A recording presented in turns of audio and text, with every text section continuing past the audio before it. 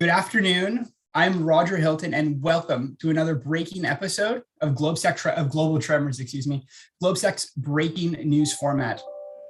Joining me from the UK is Vice Admiral Clive Johnstone, former Commander of NATO MARCOM. Vice Admiral, thank you so much, and welcome to Global Tremors. Hey, Roger, it's really nice to be here in extraordinary and very dark times, but it's great to be able to talk about it. For all of our viewers out there, before we get started with the conversation with the Vice Admiral, I just want to remind everybody that you can leave questions on the live stream on Twitter and on Facebook, and in sort of the short time that we have with the Vice Admiral, we'll get to them. So look, Vice Admiral, you started off saying we're here under very dark times. A lot has transpired over the last 36 hours. You're a military expert. Given where we are now from the early hours of Thursday, what do you make of the military situation so far? And also, how has Ukraine stood up to the Russian forces invading? Well, we need to talk about this. All our attention, I think, is focused around Kiev and the fight for Kiev and the fight around Oblon. But I think the thing to remember is there are four quadrants to this fight at the moment. There is the land fight that holds our attention. Aligned to that is a ballistic missile fight, which of course we have to understand is important to the Russians and important of how they will fight a larger war if they have to. There is then the maritime fight, which really I think is clearly not an aggressive, assertive fight at the moment, but is the procedural game around access to the Black Sea and around the Black Sea, and that will be exercising the attention of NATO commanders, and it would have exercised my attention very highly. And then there is the air battle, which is muted at the moment because the Russians don't need to deploy the sort of shock and awe that perhaps we deployed in Iraq and elsewhere. So there are four quadrants of the battle. I think what is becoming clear is there are three major thrusts of the Russian advance into Ukraine.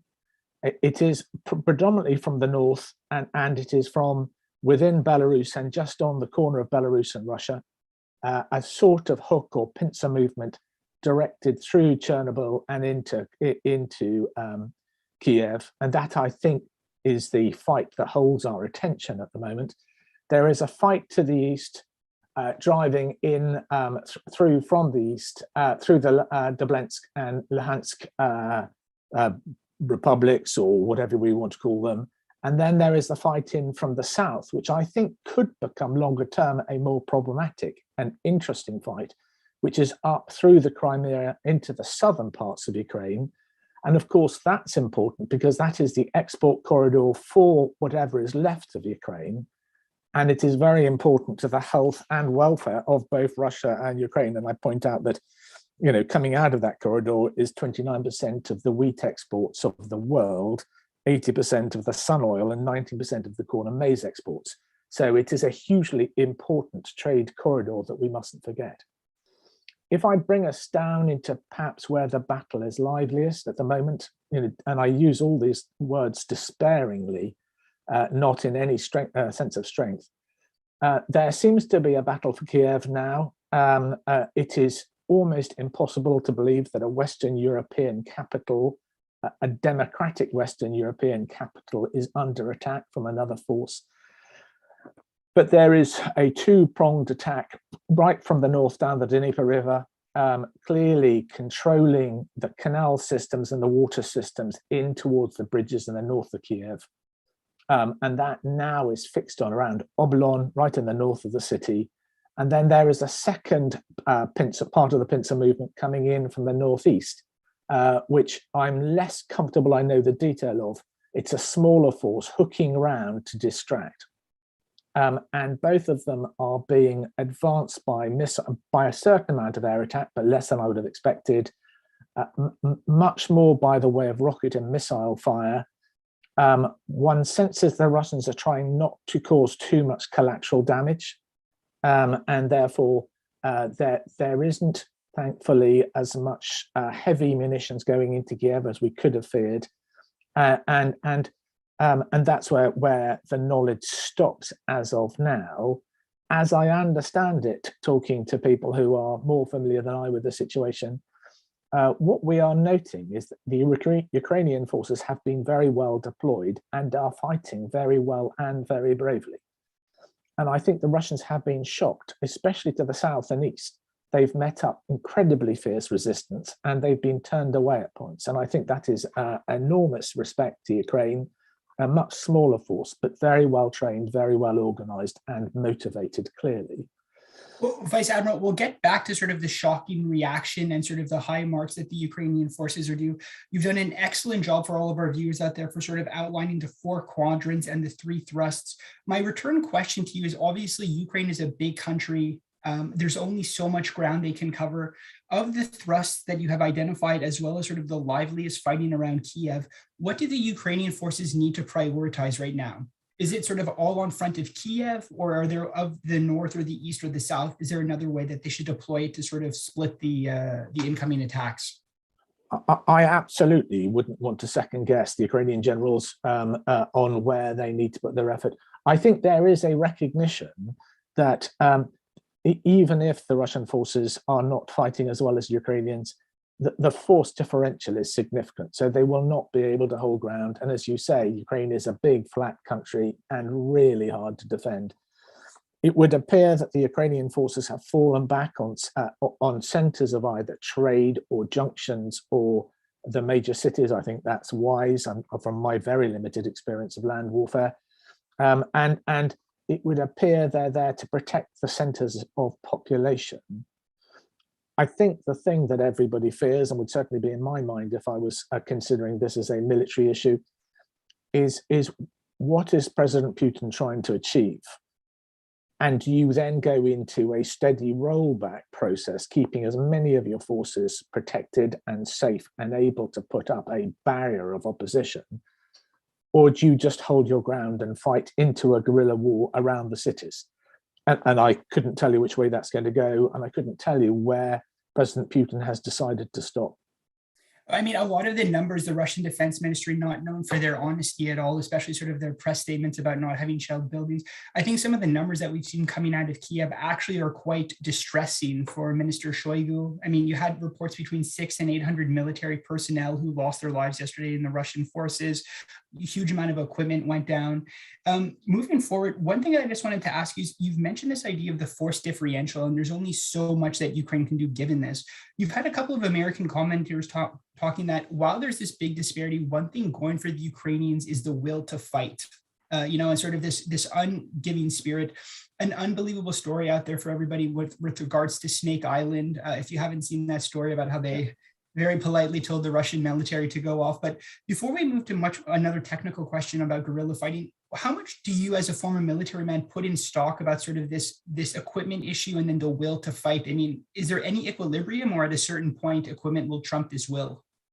Well, I think in the end, mass will trump commitment. It always does. You just get swamped by mass. I think, though, we have to understand that we're not dealing with normal fighting partners.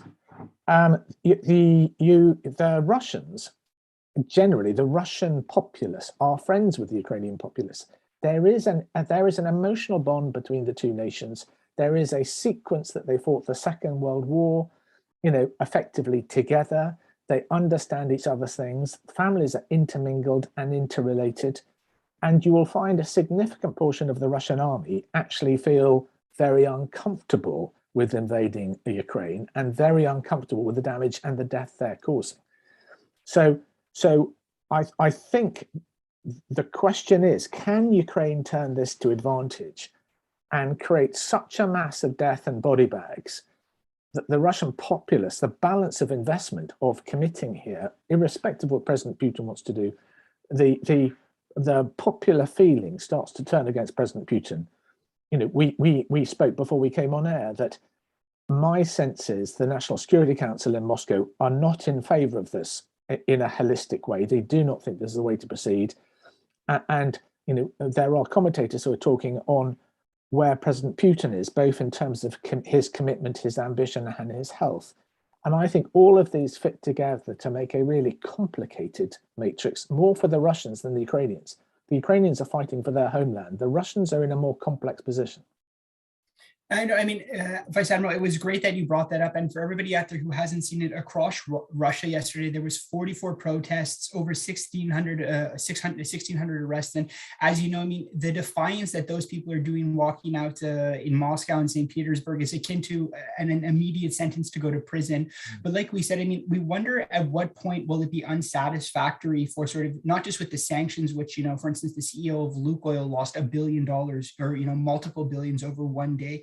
But that really segues into our next question, because the only thing worse than sort of this disgust by some segments of the Russian population for the invasion is having body bags coming in. And while we don't know the figures, as we said earlier, as it switches to a guerrilla warfare in the cities, a lot of us watching right now are only familiar with how it went down in Iraq and Afghanistan. But as I said, do you think that this was a tactical advantage, at least in the short term, to really raise the lethality on Russian forces, you know, as they fight in small city streets? And now you have open calls by President Zelensky about make your home Molotov cocktails, show up with a passport and you get an automatic weapon. And I think that's entirely how I would want to fight. You have to fight a battle with the weapons you have, not the weapons you dream you have. And the President Zelensky's greatest weapon is his people and their history and their commitment. And they've done this before. They remember their grandparents fighting for their lives. So this is a part of shared history that they will hold. And I think the Russians will know that. The Russians will feel deeply uncomfortable. And they have fought campaigns. Afghanistan was one, and the Stans is another, where they went in and got bogged down in a fight they couldn't win. That will be deep in their zeitgeist. So I think it is not going to be plain sailing for the Russians. The other thing I think I'd just like to point out is one of economics. And this is a lesson we learned before we went into Iraq. If you move a mass of soldiers or a mass of military into a position for a period of time, it starts to become very expensive.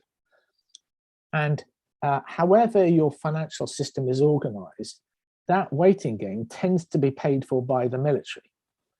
I think where in part President Putin found himself is with a very expensive bill on his hands, with a load of troops forward committed. To withdraw them would have been a huge sunk cost he couldn't recover, and a sense of embarrassment. So he was almost forced into doing something by his precipitous forward leaning just before Christmas.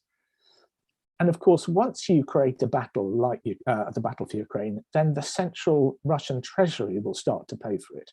So it almost became an economic necessity to fight, not one of military prudence or one of military spirit. And I think we have to watch the economics, because with the sanctions, with everything that's going on in the rest of the world and the universal condemnation, who will start to bankroll the Russians as they start to run out of money, which will start to happen quite quickly, I believe. And so I think we need to watch the markets and watch the trading and watch where finances are starting to come from. And that is a point of things we need to observe and be concerned about. Vice Admiral, that's a great point to sort of bring in as we segue to our next big question on NATO. Again, for all of our viewers out there, I mean, it's been well documented that President Putin and the finance ministry have put apart a huge sort of rainy day slush fund in excess of 600 billion. About 12% of it is American dollars. And I think, as you said, that's going to start to run out very quickly. One thing that they have going for them right now is just the skyrocket energy prices. And as we've seen from the European Commission, even from the Biden administration on the sanctions, they're very weary of putting any more pressure on the energy market globally to rise prices even more, which would affect them. So it's a bit of a catch-22 for all of them, but maybe that $600 billion rainy fund, it will run out a lot sooner than you think. And as you said, I mean, when the cost of living or essential starts to go up for the average Russian who doesn't necessarily care about geopolitics, I think that's what really worries President Putin and his entourage the most. Yeah. So Admiral, sorry, do you have a response? I would agree with you. Yeah. So Vice Admiral, here we are. We're going to get to our sort of our last big question here. You're a former commander of MARCOM, which is the maritime command based in the UK. A lot has transpired, as I said, since Tuesday. Today we're having an extraordinary meeting of NATO heads of states and governments. And earlier in the week, the NAC allowed the SAC, or Supreme Allied Commander of Europe, to start moving readiness forces without having to go back to the NAC. So while you might not have seen this type of intensity or aggressiveness while you were head of MARCOM, can you give us a little bit of insight to sort of either what's going on at MONS or sort of what might be going on at the NAC at NATO HQ at the moment? Yeah, sure. And I'd like to take you back to probably 4 or 5 years. It was quite clear 4 or 5 years ago, and widely expressed and widely written about, but talked in detail and in intensity within the NATO inner circle when I was a commander, that we recognised NATO had allowed itself to become distracted by campaigns that may not be cool business. And under the sack years of General Breedlove and then General Curtis Scaparotti, the whole of the command started to really quite savagely dust ourselves off about what operational capability, what commitment, what resilience meant. And General Scaparotti was very intense at turning what was an administrative and bureaucratic command into an operational focused, sharp command doing military duties. And I shared that journey with him and was very proud to have shared that journey. So NATO finds itself sitting on about 4 or 5 years of quite radical transformation, more radical than I've seen in national commands, because A, we had to, and B, we were committed. So we sit at a boundary where, in my world, the Standing Naval Forces, the readiness groups, the Second Fleet in Norfolk, Virginia, prepared to go, the exercising of carrier battle groups into and out of NATO command. And they're not just American carrier battle groups, but that's the Queen Elizabeth and Prince of Wales for UK, and the Charles de Gaulle and Cavour for France and Italy. We have been practicing how we do grand maneuvers and grand strike for 3 or 4 years. And same land, same air. And with the onset of new capability, the F-35-1 and autonomy and new missile systems, I think we have seen NATO on a journey that quite a lot of people won't have noticed. So everybody talks about the NATO and the alliance. Politically, we've been perhaps a little bit divergent over the last couple of years with the Trump presidency, but militarily, we've been on a journey of improvement. What Sakir and the Secretary General and the Chairman of the Military Committee will be doing now with the Supreme Allied Commander transformation as a quartet will be framing campaign plans and battle plans that have been rehearsed over the last 3 or 4 years and bringing them to an operational pinpoint. So all the basic planning has been done, all the understanding, all the intelligence has been completed, both in Joint Force Command Brunson and Joint Force Command Naples. So the heavy lifting of what we have to do has been unpicked. It is now gauging the appetite of the Allies for what parts of those operational plans start to become deployed. And the important thing to recognize is in peacetime, nations have quite severe national caveats because they're anxious about free trade, they're anxious about their own sovereignty and their own wealth and economics. When a threat like this happens, those fissures close really fast. And so, whereas you might see in my time, there was quite a lot of conversation about the Aegean Sea and the entry into the Black Sea and operating in the Black Sea, all of those national caveats that I had to work through and with my fellow commanders have now gone. There's a freedom to maneuver. There's a desire to exercise in the way we didn't do. So what will be happening around the NAC is deciding, based on the intelligence they have, what component parts of the plan need to be exercised. And concurrent with that, it is what readiness states the Supreme Allied Commander wants to request of the political system, the North Atlantic Council, because he has already given certain authorities to take certain action, bring troops to readiness, ask for resourcing, ask for components of capability to deploy. He's allowed to do that. He's probably asking for more freedoms now so he can start to set up a battle plan. And I would suspect he is very, very focused on securing NATO's borders and NATO's freedom of maneuver absolutely as a priority. And then how we can help non-NATO but affiliated states such as Sweden, such as Finland, such as Georgia, and of course Ukraine, and how we can support them the best we can. So there will be a conversation about those operational plans and about those freedoms and the delegation matrix to allow him then to stand up forces to compete with the Russians if we need to. Vice Admiral, thank you so much for taking us through this journey. As you and General Scaparrotti are both of the Future Security and Defense Council at GlobeSec, I mean, it's great that you've been able to reconnect. And I think for everybody out there who's not necessarily a huge NATO fan or a hard security, I mean, rediscovering this muscle memory and learning how to do the old school way of fighting after a prolonged period, I don't think anybody wanted to go back down that path, but I mean, it's good that the strongest defense is through deterrence. A couple of small questions coming in for you, Vice Admiral. One question is, do you think that NATO should be doing any exercises now in Poland or the Baltic to add any deterrence to Russia? And the second question coming in is, do the events right now in Ukraine impact the release or the unveil of the new strategic concept? That are two very good questions, Roger. I think we need to have a persistent and authentic presence in all border nations of NATO in excess of what we have.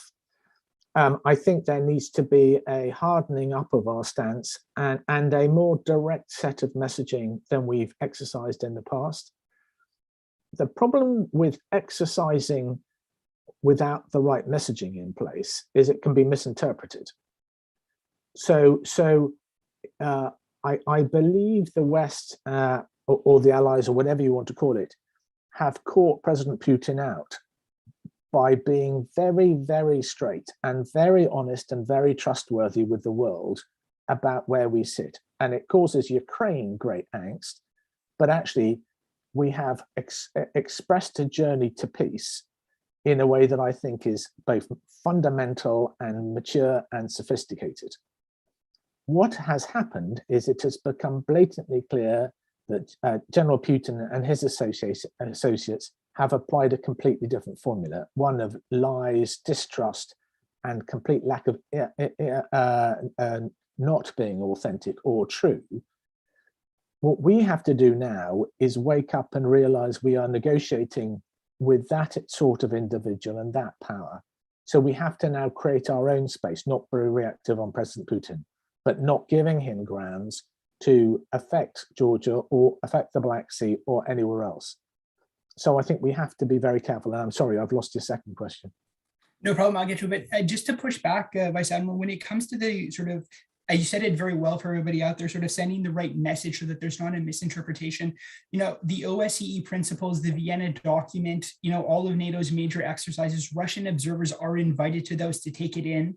Even some of the early diplomatic negotiations between Secretary of State Blinken and Secretary Foreign Minister Lavrov was about sort of having even more transparency. So from my perspective, at least, I think NATO has done its job consistently to make these open invitations. So the credibility about having, you know, these EFP groups in Latvia led by Canada, I think it's from day one, it's been, we're doing these exercises, we're just staying sharp. So hopefully, I mean, again, we can't really believe anything coming out of the Kremlin propaganda right now, considering what they've said. The last question we just had before we sign off, Vice Admiral, is does what's happening in Ukraine now impact the current or the impending release of the next strategic concept at the NATO summit in Madrid? Yeah, thank you. I think it absolutely does. I think it both sharpens it and makes it more urgent. I think there is but I think there's one step beyond. And if I could GlobeSec's own praises and the work we have been trying to do in GlobeSec, I think there is a need to broaden the conversation what persistence and resilience and strength means. And I think that the reason we need to do that is it is quite clear we're now facing systematic competition, and we need to think about performance and how we go forward in a new way. I believe that there is a component of policy and political making. We've touched on that. I believe there is a moment of military standing and being confident in what we do. And I think that is what your last question was driving at.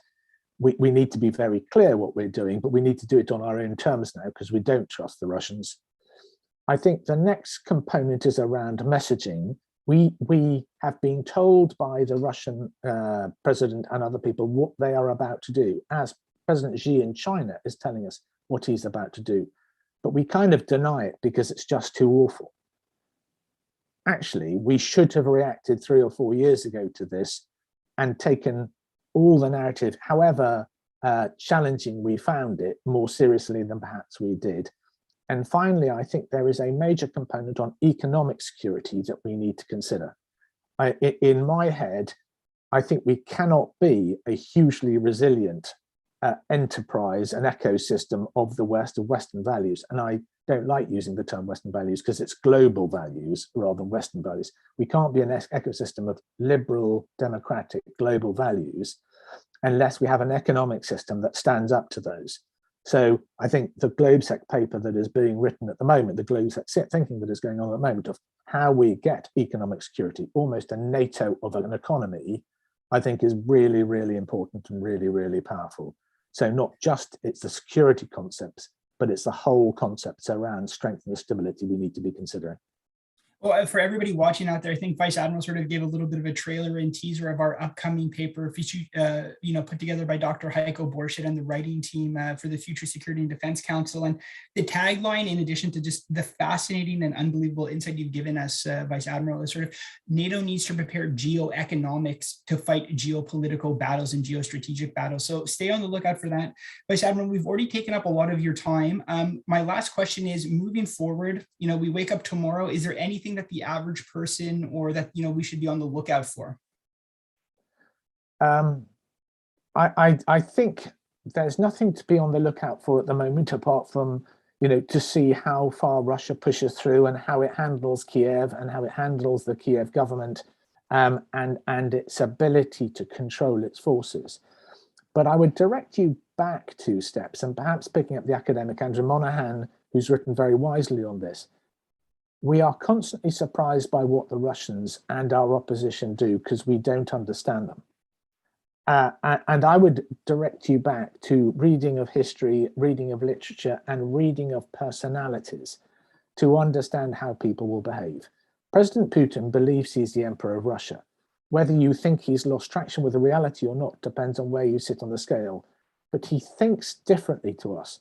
We can't say he is wrong because he doesn't believe he's wrong. We need to understand why he thinks like he is and how we can manage that and offset that and be stronger than him at that. And that's for every component of Soviet and hostile Russia or hostile power that we meet. So we need to understand and learn better so we can fight better. Well, Vice Admiral, thank you so much for this unbelievable insight. I mean, I know having here had the pleasure to interact with you before in today's interview, I think we've learned a great deal. We'll be coming out.